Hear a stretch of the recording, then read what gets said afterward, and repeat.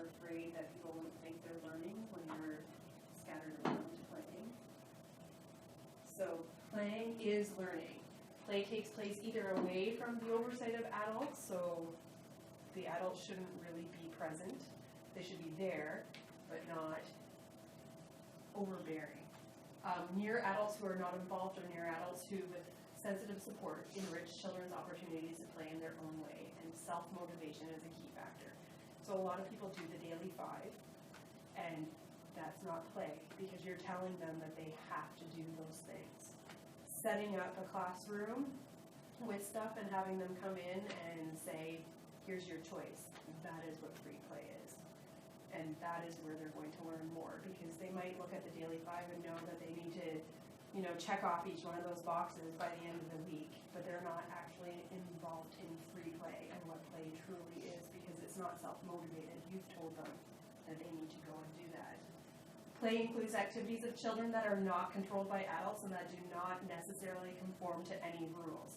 So you set up open-ended activities, and the kids will come and they will figure out their own rules. You aren't telling them. You might set parameters, but you're not telling them what they have to do there. You might think they're going to go and do this at a certain activity, but it doesn't always happen. They sometimes will change it, and let them change it. Don't let them be restricted to what you thought those materials should be used for. Unstructured play is a natural behavior which, among other benefits, contributes to children's brain development, enhances creativity, and builds resilience to stress factors in their environment. It allows them to relax. It allows them to be kids. It doesn't stress them out. Children's sense of control experienced through play is central to children's evolving capacities. The next definition is actually a definition, because there is not a definition out there that actually explains what play is. So this is a definition of play that myself and some of my colleagues came up with together after we did a whole bunch of research. So we came up with that play is an open, non-directed means of learning through exploration, which contributes to cognitive, social, and physical development. So their brains are always changing. They're soaking it up. Through imagination and participation in exploration, pretend play and games with rules, play helps us construct meaning in our social world.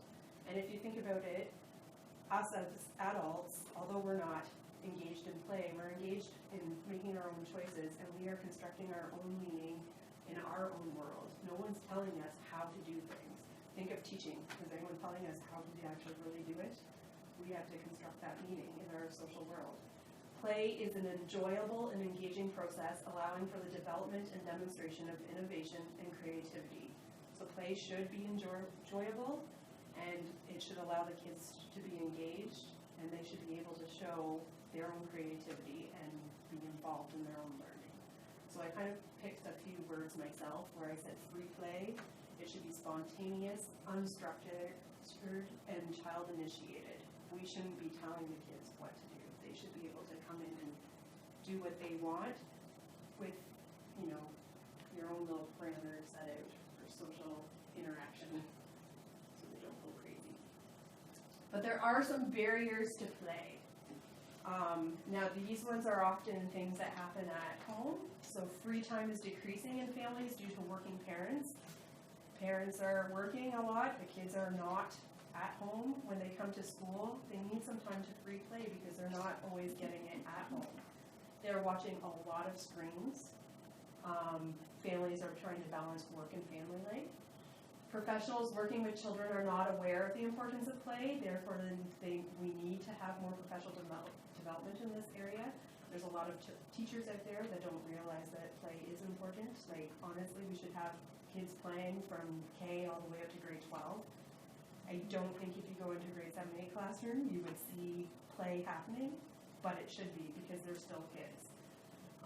Community barriers and safety concerns. So a lot of the times, when we were kids, we went out biking a lot more often than we have our kids going out now, and that's just happening. Activities are often prohibited in areas.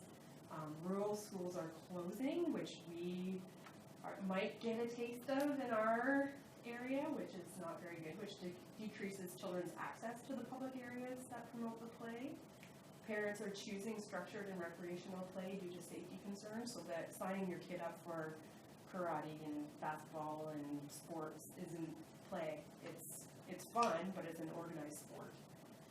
Sport, recreational, and physical activity can be measured, but it's difficult to measure play, and I think that's why a lot of people think, even though I involve my kids in all these sports, I know that they're doing something, but it's not an open-ended thing for them to do. So their kids still need that. They still need to use their imagination. And I know there's lots of kids out there that are not very imaginative. Are there any questions? Any questions? Jump in there. Some misconceptions of play. So I talked about like the daily 5. People think that setting up just centers is play, but it's not, because you're actually showing them or telling them what to do. Although there is research that stresses the importance of play in children's development, there is still the belief that play is a way for children to let off steam. So a lot of people, a lot of teachers even will just give the kids, oh, I give them free time, but it might be Friday, right? Or it might be a reward, and play shouldn't be offered as a reward. It should be something that happens every day. In order to clear up the misconceptions, the following needs to be understood, incorporated, or adapted. So there is not a clear definition of what play is. Like I was saying, there is no real definition of what play is involved. Recreation and play are not the same, so we need to make people realize that just because we're sending the kids outside for recess, that's not necessarily play, because there's no teacher out there guiding them. They still need the guidance. I know there's a teacher out on duty, but they're not there to engage the kids. Play is not created by adults for children. Play is initiated by the children, and it should be spontaneous, self-motivated, and controlled by the child. And an adult supports rather than directs.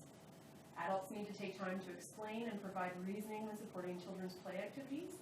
So when they foresee a risk that is much too dangerous, okay, and I don't know if you saw in the one in the playground video, my favorite part in that video, there are kids going up the slides. Do we let them go up the slides at school? No, why not? Is it a big deal? I will admit that I let the kids go up the slides when I'm out there on duty, and I'm sure other teachers aren't too happy with me, but if they're doing it and not hurting anybody, it's great for their gross motor control.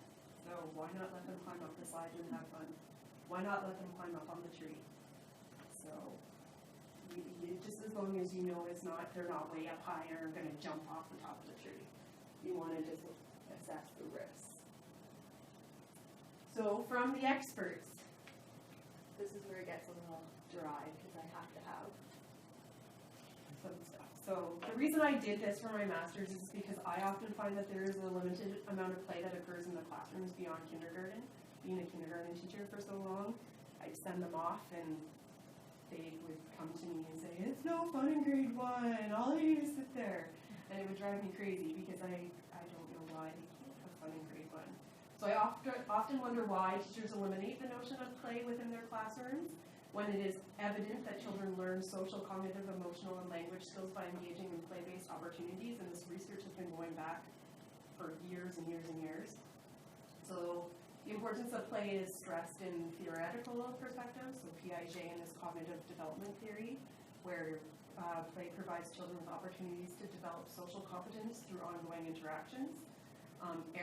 Erikson thought that play promotes a child who's socially competent, which is getting them out into the real world.